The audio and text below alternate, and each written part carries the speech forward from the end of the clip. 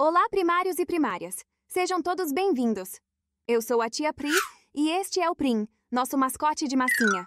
Estamos felizes em poder acompanhar você em mais essa semana de estudo da Palavra de Deus.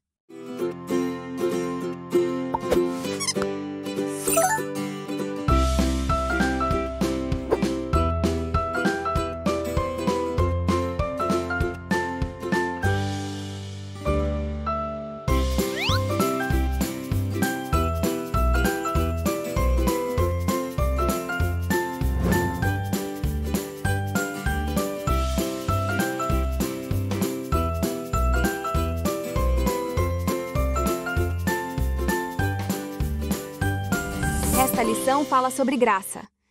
E eu já adianto a você que a graça de Deus é Jesus.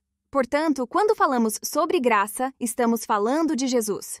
A graça de Deus atuando na vida de Saulo não apenas o fez parar de perseguir os crentes, mas o transformou em defensor daquilo pelo que originariamente estivera lutando.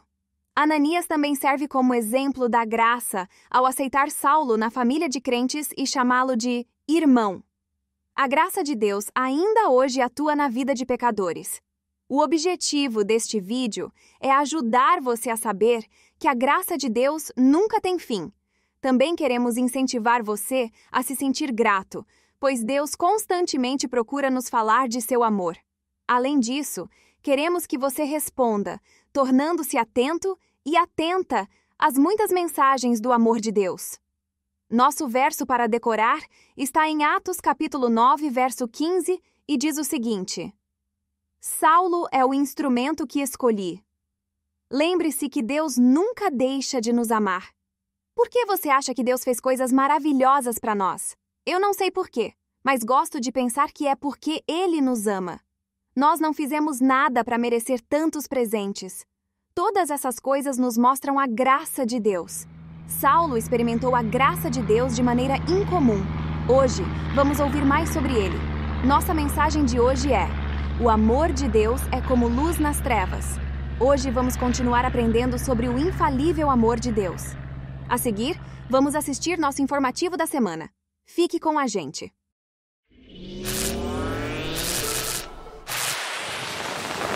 Em nossa história da semana, do Informativo Mundial das Missões, vamos conhecer a história de Moisés. Moisés, um menino de 8 anos, se mudou com sua família da Venezuela para a Colômbia e ficou chocado com o comportamento desordeiro de algumas crianças na nova escola. Determinado a apresentá-las a Jesus, começou a reunir colegas para ler a Bíblia no parquinho. O pequeno grupo cresceu rapidamente, o que levou Moisés a criar um clube de música, ensinando seus colegas a tocar instrumentos e a tocar hinos de louvor. Vamos assistir juntos.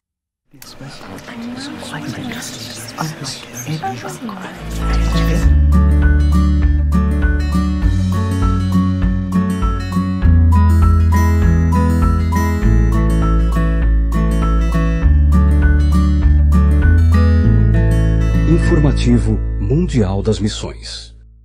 Milagre da música. Moisés tinha 8 anos quando sua família se mudou da Venezuela para a Colômbia. Logo de cara, ele notou que muitos meninos agiam de maneira desordeira e falavam grosseiramente na nova escola. Se eles conhecessem e amassem Jesus, pensou ele, não agiriam nem falariam assim. Como poderia apresentar Jesus a eles? Então Moisés teve uma ideia. No recreio, convidou algumas das crianças para ler a Bíblia com ele no parquinho. 3 crianças concordaram e se reuniram ao seu redor enquanto ele abria a Bíblia em Daniel. 3 semanas depois, 10 crianças se juntavam ao redor de Moisés durante o recreio para ouvi-lo ler a Bíblia. Os professores ficaram surpresos ao ver as crianças conversando abertamente sobre Daniel e Apocalipse. Uma das professoras contou ao pai de Moisés o que estava acontecendo. O homem não ficou surpreso. Em casa, Moisés perguntou ao pai como ensinar Daniel e Apocalipse às crianças, e o pai estava orgulhoso do filho. Passados 2 meses, o grupo bíblico cresceu tanto que eles começaram a se reunir na hora do almoço no parquinho.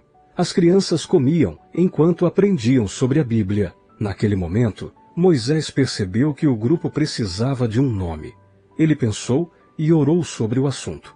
Por fim, decidiu-se pelo nome Ebenezer. A palavra Ebenezer é composta de duas palavras hebraicas. Eben, que significa pedra, e Ezer, que significa ajuda. Moisés queria que as crianças se lembrassem de que Deus era sua pedra de ajuda. Os meses se passaram e os colegas de Moisés continuavam tão bagunceiros quanto antes. Ele se perguntava se haveria uma forma melhor de ensinar aos seus colegas de classe sobre Jesus. Então ele notou algo. Todas as crianças pareciam gostar de música. Ele sabia tocar teclado, violão, violino, flauta e ukulele. Muitos de seus colegas não sabiam tocar nenhum instrumento musical. Moisés decidiu abrir um clube de música. Ele ensinaria seus colegas a tocar músicas que louvassem a Deus. 6 crianças ingressaram no clube de música quando ele foi aberto. Moisés forneceu instrumentos musicais para que as crianças pudessem praticar na escola.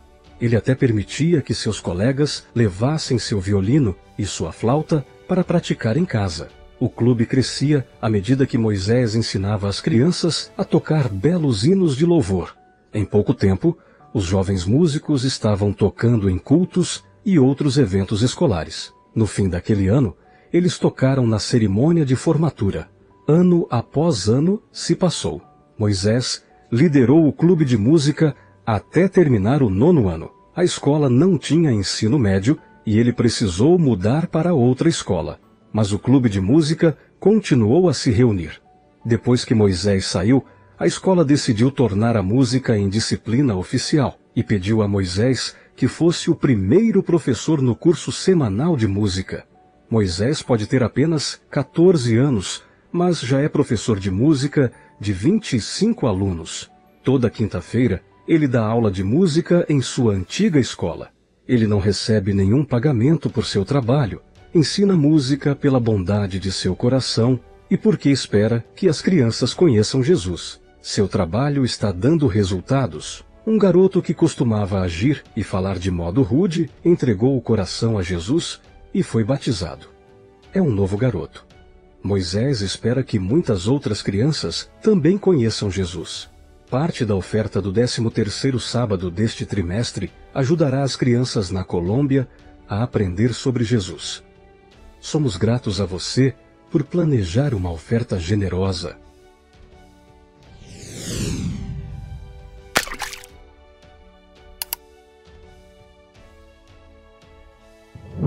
Linda experiência!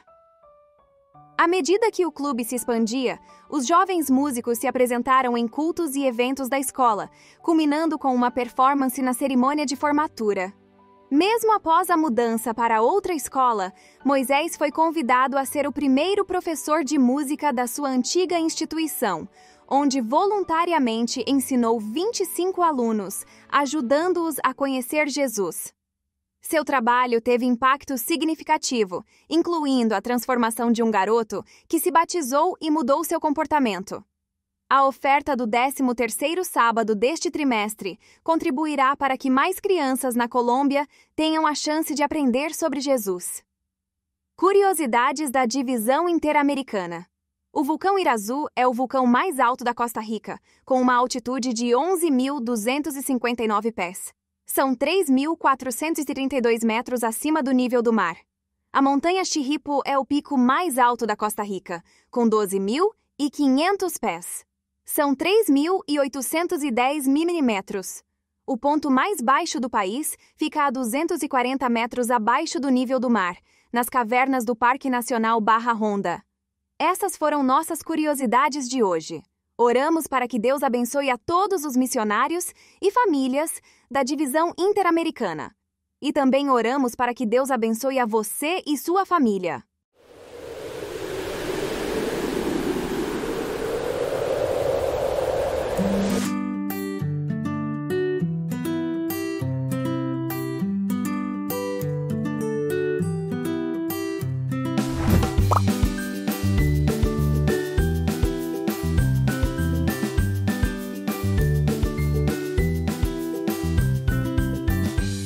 Jesus apareceu a Saulo e lhe disse que estava enviando Ananias para restaurar-lhe a visão.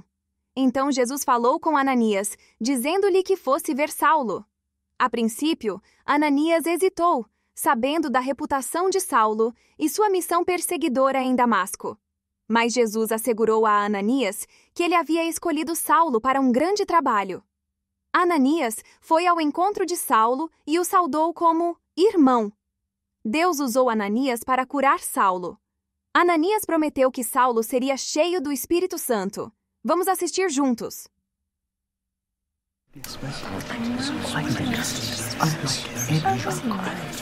Agora, eu vejo.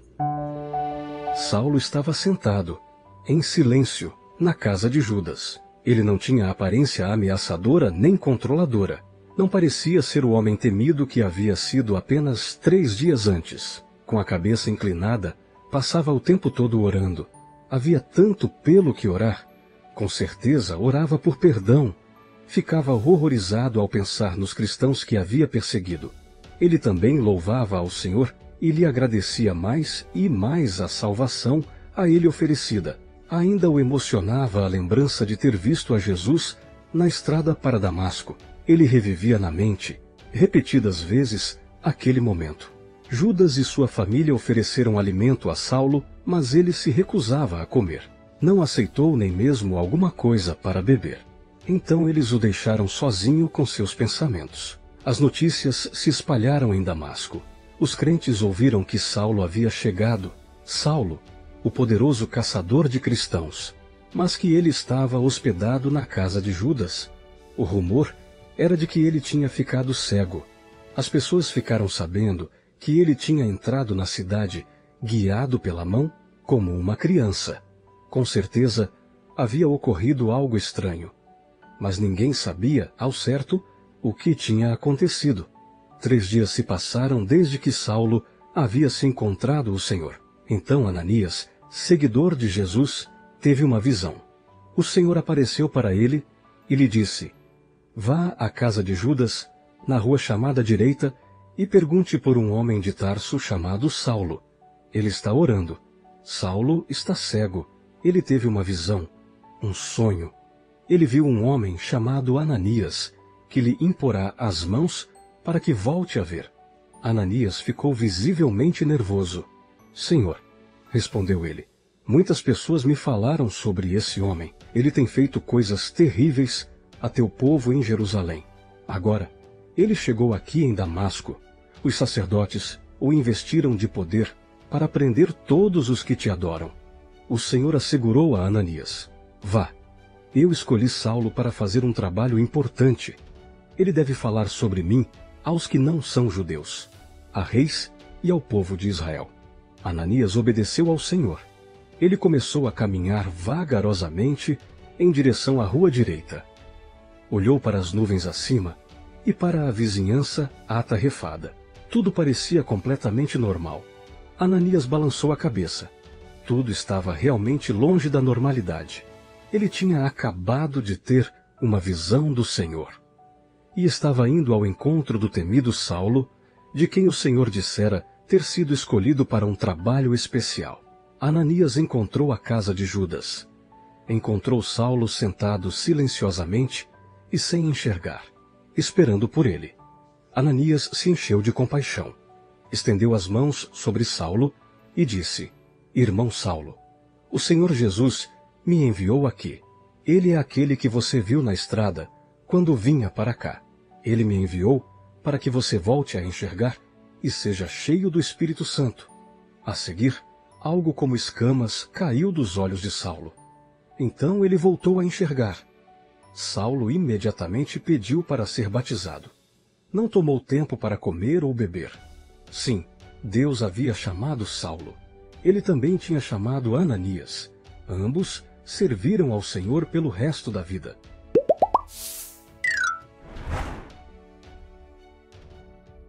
Algumas perguntas para reflexão.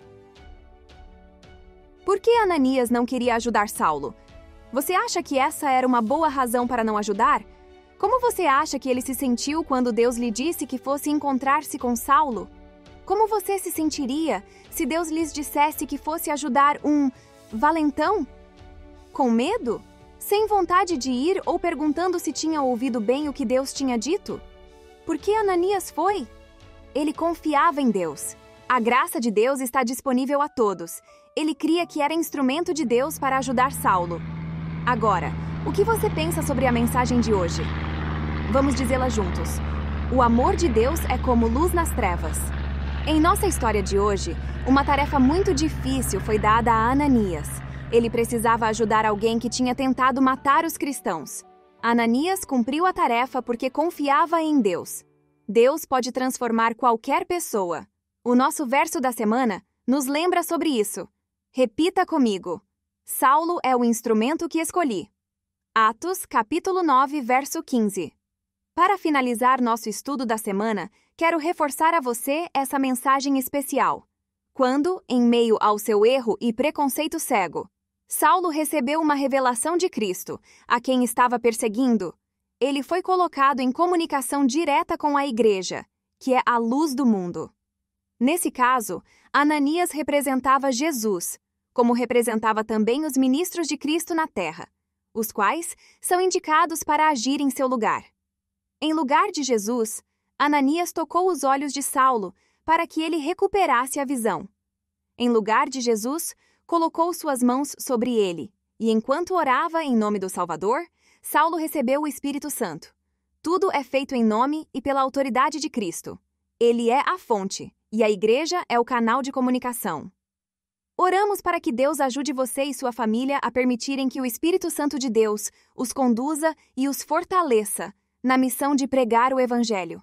E para que você sempre tenha felicidade e satisfação ao estudar a Palavra de Deus, que é a Bíblia Sagrada. Um forte abraço e até nosso próximo estudo.